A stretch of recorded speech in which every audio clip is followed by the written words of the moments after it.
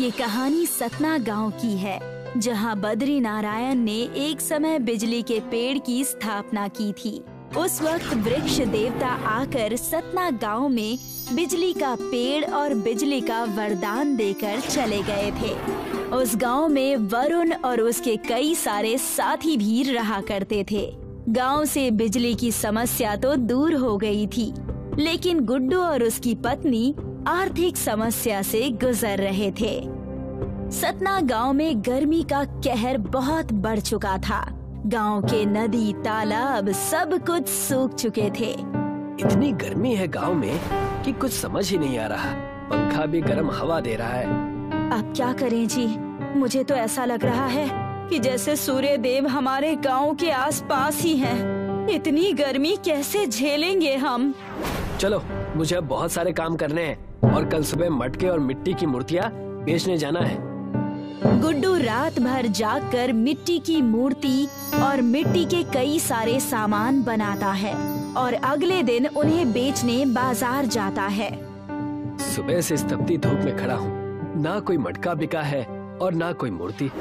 गुड्डू पूरी दोपहर वहीं खड़ा था, लेकिन उसका मिट्टी का एक भी सामान नहीं बिका और वो थक हार कर घर की तरफ जाने लगा। तभी वहाँ पर उसे बद्री नारायण पंडित जी मिले। गुड्डू, कहाँ से आ रहे हो?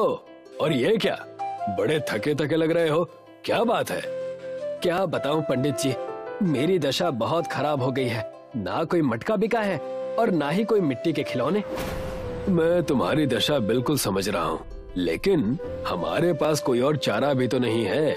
आज आकर तुम हमारे घर से खाना ले जाना। ये एहसान मैं कभी नहीं भूलूंगा।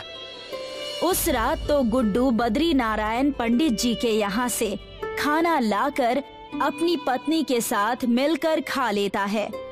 आज तो हमने पंडित जी के यहाँ से खाना खा लिया, लेकिन हम कल क्या करेंगे?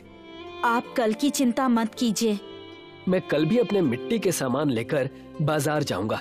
तुम अपना ख्याल रखना। गुड्डू दूसरे दिन भी अपना सामान लेकर बाजार की तरफ जाता है। ये मेरा आखिरी दिन है। मैं इन मिट्टी के बर्तनों को यहीं फेंक दूंगा। गुड्डू अपने मिट्टी के बर्तनों को फेंकने के लिए निकल पड़ता है।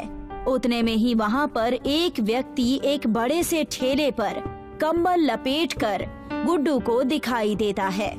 इतनी गर्मी में ये आदमी भागता हुआ कहाँ से आ रहा है? और ये तो हमारे गांव का वरुण है, जो बिजली के तार बेचते हुए पकड़ा गया था। गुड्डू, गुड्डू, गुड्डू! अच्छा हुआ तुम यहीं मिल गए। इस ठेले पर एसी रखा हुआ है। लेकिन इसमें चोरी करने की क्या जरूरत थी? तुम इसे खरीद कर लाते। मैं कह रहा हूँ ना, इससे हमें कोई नुकसान नहीं है, बल्कि हमें इसका अच्छे काम के लिए उपयोग करना चाहिए। वरुण उस एसी को गुड्डू के पास ही छोड़कर चला जाता है, पर गुड्डू उस एसी को देखकर सोचने लगता है। ये एसी कुछ अजीब सा लग रहा है। इसे अपने गांव लेकर जाता हूँ। वहाँ लेकर जाने से कम गांव वाले देखेंगे तो सही कि एसी किस चिड़िया का नाम है। वरुण उस खराब एसी को अपने गांव ले जाता है और उसी बिजली के पेड़ के पास रख देता है। एसी रखते ही सारे गांव वाले वहीं इकट्ठा हो जाते हैं और गुड्डू से पूछने लगते हैं। अरे गुड्डू बेटा, ये क्या लेकर आ रहे हो? बड़ी अनोखी चीज लेकर आए हो गांव में। ये करता क्या है? ये एक एसी है। इसे घर में लगाने से ठंडक आती है। अगर ऐसा है तो इसे इस पेड़ पर लगा दो, गांव में भी ठंडक आ जाएगी। फिलहाल तो ये खराब है, इसे घर जाकर बनाने की कोशिश करता हूँ। गुड्डू उस खराब एसी को अपने घर ले गया और उसे बनाने की कोशिश करने लगा। देर रात हो चुकी थी। अचानक वो एसी रोशनी से चमक उठा और उसमें से तेज रोशनी आ गई। उस चमकती हुई एसी को लेकर वो उसी बिजली के पेड़ के पास जाता है। अरे देखो, ये एसी चमक रही है। इसे कुछ हो गया है। आ जाओ, आ जाओ, सब कोई आ जाओ।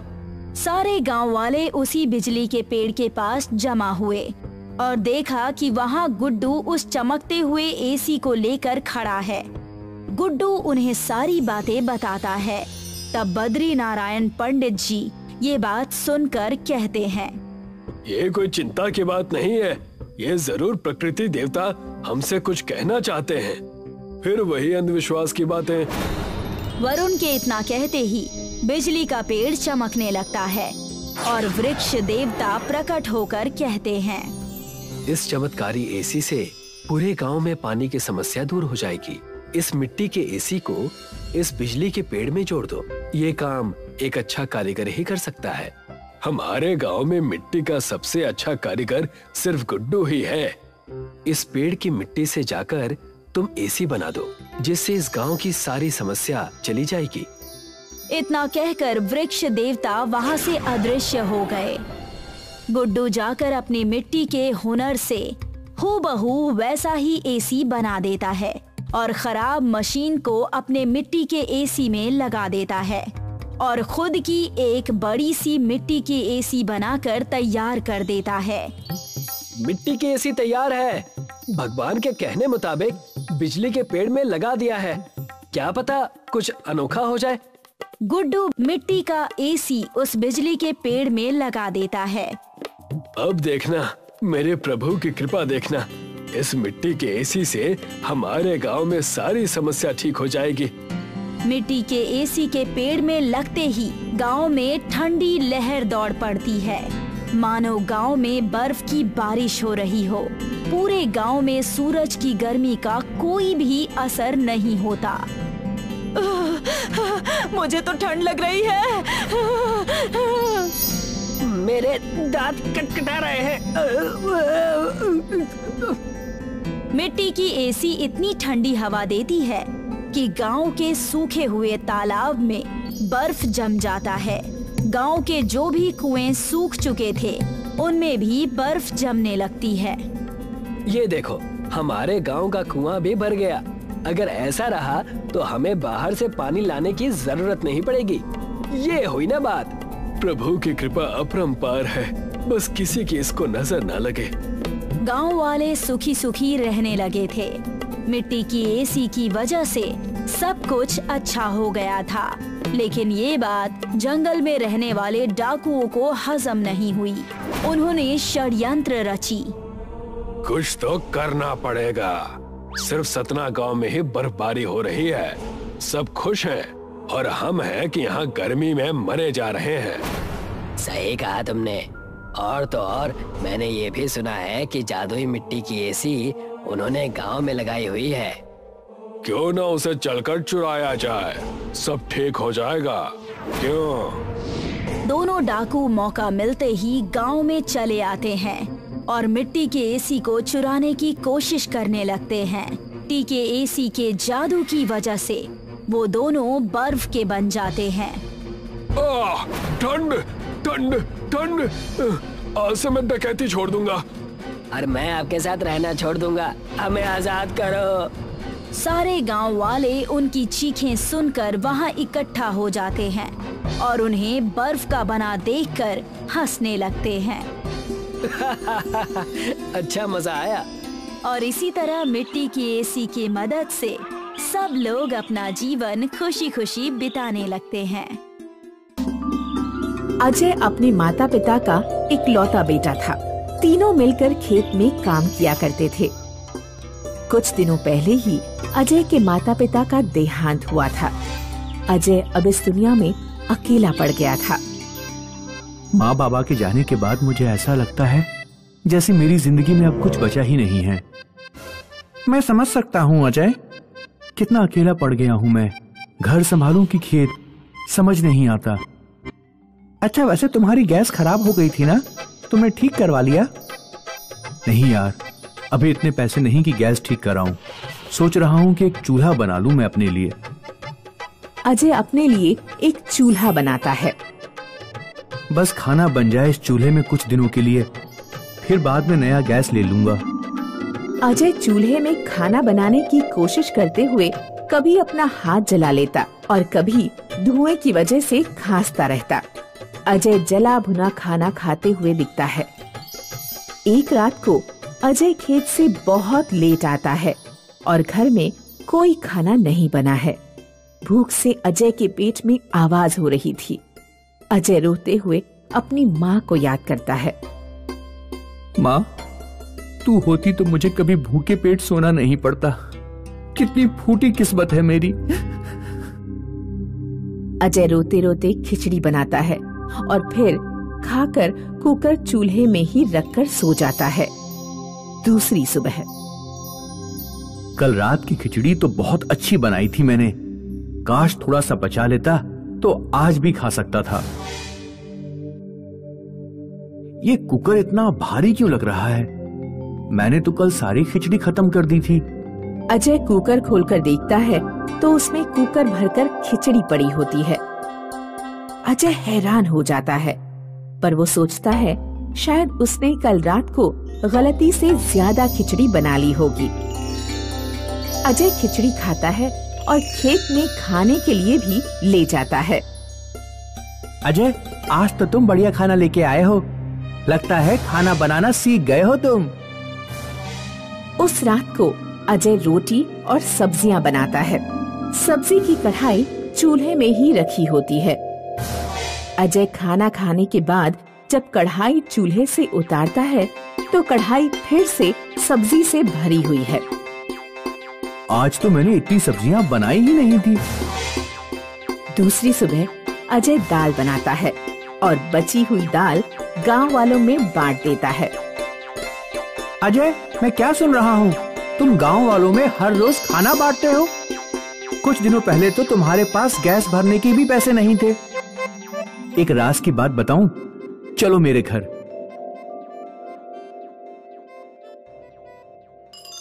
देखो, ये मेरा जादुई चूल्हा है। इसमें जब तुम खाना बनाओ तो बर्तन में खाना खत्म ही नहीं होता। तुम चूल्हे से बर्तन उतार दोगे तभी जाके खत्म होता है खाना। ये तो बहुत अच्छी बात है, पर तुम गांव वालों को फ्री में खाना क्यों दे रहे हो? तुम इसके पैसे चार्ज कर सकते हो। माला माल बन जाओगे तुम। नहीं जय, मुझे माला माल नहीं बनना। इस चूल्हे ने मेरे बहुत बुरे वक्त में मेरी मदद की है। मैं चाहता हूँ कि इसके जरिए मैं भी वैसा ही करूँ, जरूरतमंद लोगों की मदद करूँ। तुम बुद्धू हो क्या? मैं तो कहता हूँ एक होटल खोल लेते हैं। मैं तुम्हारा दोस्त हूँ अजय, तुम्हारी भलाई के लिए ही कह रहा हूँ। जय और अजय ने मिलकर होटल खोल लिया। उनकी अच्छी कमाई होने लगी। ज्यादा मेहनत किए बिना ही पैसे आते हुए देख जय लालची बन गया और चूल्हे को अपना बनाने के बारे में सोचने लगा। अजय, तुमने कभी ये सोचा है कि अगर हम एक चूल्हे से इतना कमा रहे हैं तो दो चूल्हे से और कितना कमा सकते हैं? पर जय, इसकी क्या गारंटी है कि दूसरा चूल्हा भी जादुई चूल्हा बनने वाला है? तुम बना के देखो, क्या पता फिर से तुम्हारा जादू चल जाए। अजय और एक चूल्हा बनाता है, पर जैसे ही उस चूल्हे की लकड़ियों में आग लगती है वो चूल्हा आग से फट जाता है। ये क्या हो गया? ऐसा क्या डाला तुमने इस चूल्हे में? मैंने तो बिल्कुल वैसे ही बनाया था जैसे मैंने पहले वाला चूल्हा बनाया। कल फिर से बनाना। अजय ने दूसरा चूल्हा बनाया और दूसरा वाला भी फट गया। जय को गुस्सा आ गया और उसने अजय पर चिल्ला दिया। एक चूल्हा तुमसे ठीक से नहीं बनाया जाता। हाँ तो क्या हो गया? एक चूल्हा तो तुम्हारे पास है ही ना। ज्यादा पैसों के लालच में पागल हो गए हो तुम। लालची तुम हो गए हो अजय। तुम नहीं चाहते कि मुझे दूसरा चूल्हा मिले, इसलिए तुम गलत किस्म का चूल्हा बना रहे हो। अजय वहाँ से उठकर बाहर चला गया। अजय ना तो लालची था, ना तो अपने पैसे जय से छुपाना चाहता था। उसने सोचा वो फिर से एक चूल्हा बनाएगा, पर ये आखिरी चूल्हा होगा। अगर ये भी आग से फट गया तो पहला चूल्हा जय को देकर खुद खेती को लौट जाएगा। अजय ने ठीक पहले के चूल्हे जैसा दूसरा चूल्हा बनाया और होटल में रखकर सो गया। ये अजय मेरे सारे सपनों पे पानी फेर देगा। इसके भरोसे रहा तो मैं कभी भी शहर जाके पैसे नहीं कमा पाऊंगा। जय ने देखा होटल के किचन में चूल्हा रखा हुआ है। उसने चूल्हा उठाया और अपने घर चला गया। दूसरी सुबह। अजय बेटा उठो, उठो अजय बेटा उठो। हाँ, क्या हुआ? जय गांव छोड़कर भाग गया है। क्या? जय का पूरा घर खाली है। वो अपना बोरिया बिस्तर बंद करके शहर की तरफ जाते हुए दिखा था, लोगों ने बताया।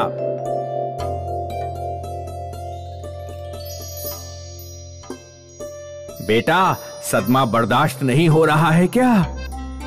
नहीं काका, मैं तो जय की किस्मत पे हंस रहा हूँ। वो क्यों? उस बेचारे ने सोचा होगा कि जादुई चूल्हा चुरा के शहर में बहुत सारे पैसे कमाएगा, पर जादुई चूल्हा तो मैं कल रात अपने घर ले गया था उसको देखकर दूसरा चूल्हा बनाने के लिए। वो बेचारा नया चूल्हा लेकर चला गया। अब पता नहीं उसमें कोई जादू होगा भी या नहीं होगा।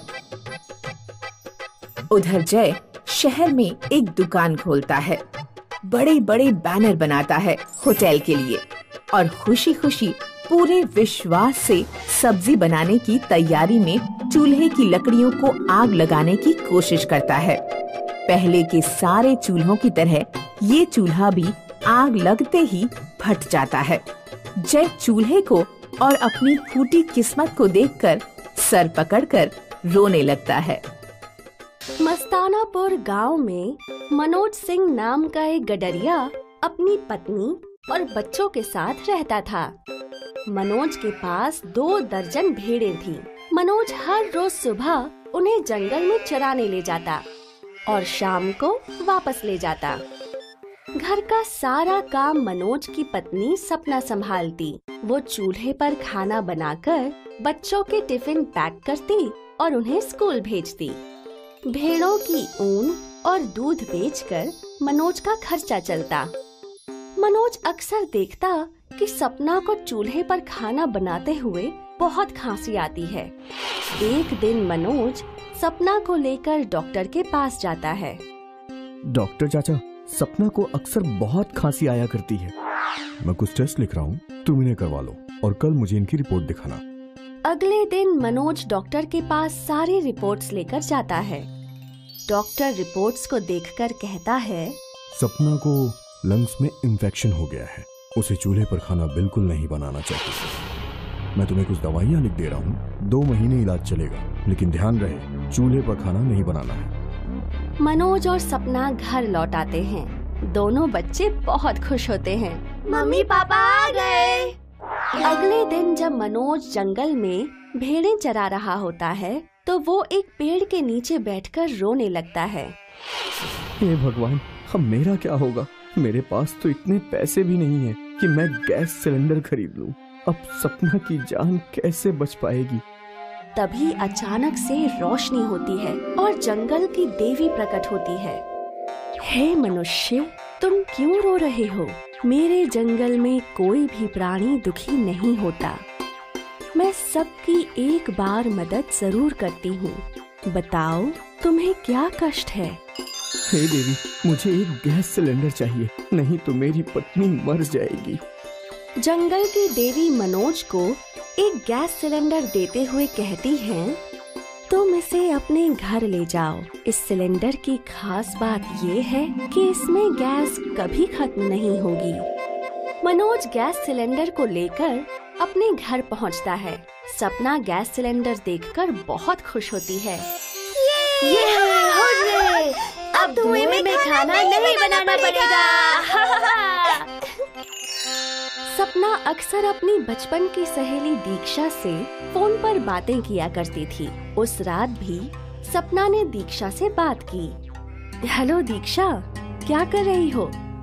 कुछ नहीं, खाना बना रही हूँ। पता है पिछले 2 दिनों में क्या हुआ? नहीं, बताओ क्या हुआ? सपना दीक्षा को सारी कहानी बताती है कि कैसे वो डॉक्टर के पास गई और कैसे जंगल की देवी ने मनोज को एक खास गैस सिलेंडर दिया। सपना के स्वास्थ्य में सुधार आने लगता है और पूरा परिवार खुशी खुशी समय बिता रहा होता है। एक दिन सपना को मैके से फोन आता है कि सपना की माँ की मृत्यु हो गई। शाम को जब मनोज घर आता है तो सपना उसे दुखद समाचार बताती है। मुझे तुरंत ही मैके जाना होगा। ठीक है, तुम बच्चों को लेकर चली जाओ। मैं कुछ दिन शहर जाकर मजदूरी कराता हूँ, कुछ पैसे आ जाएंगे। वो लोग घर में ताला लगाकर चले जाते हैं। 1 सप्ताह बाद जब सभी घर पर लौटते हैं तो देखते हैं कि घर से गैस सिलेंडर गायब है। ये देखकर मनोज बहुत दुखी होता है। हे भगवान, अब हम क्या करेंगे? मुझे शहर में कोई काम नहीं मिल पाया, हमारे पास पैसे भी नहीं है, और अगर तुम चूल्हे पे रोटी बनाओगी तो लंग्स इन्फेक्शन से तुम्हारी जान को खतरा है। अगर मैं यहाँ पर रहकर खाना बनाऊंगा तो फिर बाहर काम पर कौन जाएगा? हमारा खर्च कैसे चलेगा? मनोज अपने पुलिसमैन दोस्त विजय को फोन करता है और सारी बात बताता है। ठीक है, मैं कल तुम्हारे घर आता हूँ। अगले दिन विजय मनोज के घर आता है। अरे भाई विजय, मुझे समझ में नहीं आ रहा है कि सिलेंडर और गैस कहाँ गायब हो गए। ना तो कोई खिड़की टूटी और ना ही दरवाजे का ताला टूटा। सब कुछ वैसे का वैसा ही है, फिर भी गैस सिलेंडर कैसे गायब हो सकता है? विजय ताले को लेंस से देखता है और पूछता है, क्या तुम्हारे घर पर कोई आता जाता था? नहीं। तुम दोनों अपने मोबाइल फोन दिखाओ। विजय मनोज और सपना के मोबाइल्स की कॉल हिस्ट्री चेक करता है। वो नोटिस करता है कि सपना अपनी फ्रेंड दीक्षा से काफी बातें करती है। विजय सपना से पूछता है, ये दीक्षा कौन है? वो मेरी सहेली है। क्या तुम अपनी सहेली दीक्षा के साथ सारी बातें शेयर करती हो? हाँ, लेकिन उसका गैस सिलेंडर से क्या लेना देना? हम सभी को अभी दीक्षा के घर चलना होगा। लेकिन क्यों? तुम मेरी बात मानो। सभी लोग दीक्षा के घर पहुंचते हैं। जैसे ही दीक्षा दरवाजा खोलती है, मनोज और सपना उसके घर पर रखे गैस सिलेंडर को पहचान जाते हैं। अरे, ये तो हमारा ही गैस सिलेंडर है। दीक्षा बिल्कुल डर जाती है। दीक्षा, तुमने ऐसा क्यों किया? दीक्षा रोने लगती है और सारी बात बताती है। मुझे माफ कर दो सपना, मेरे घर पर सिलेंडर है लेकिन गैस बहुत महंगी पड़ती है। जब मुझे पता लगा कि तुम्हारे पास एक ऐसा सिलेंडर है जिसमें गैस कभी खत्म ही नहीं होती, तो मेरे मन में लालच आ गया और मैंने तुम्हारा गैस सिलेंडर चुरा लिया। लेकिन तुमने चोरी कैसे की? जब तुमने मुझे फोन पर बताया कि तुम अपने मायके में रुकी हुई हो, तो एक दिन मैं तुम्हारे गांव गई और तुम्हारे दरवाजे का ताला देखा। मैंने तुम्हारा ताला तोड़कर गैस सिलेंडर चुरा लिया और मार्केट से बिल्कुल वैसा ही ताला लाकर तुम्हारे दरवाजे पर लगा दिया। ऐसा कहकर दीक्षा रोने लगती है।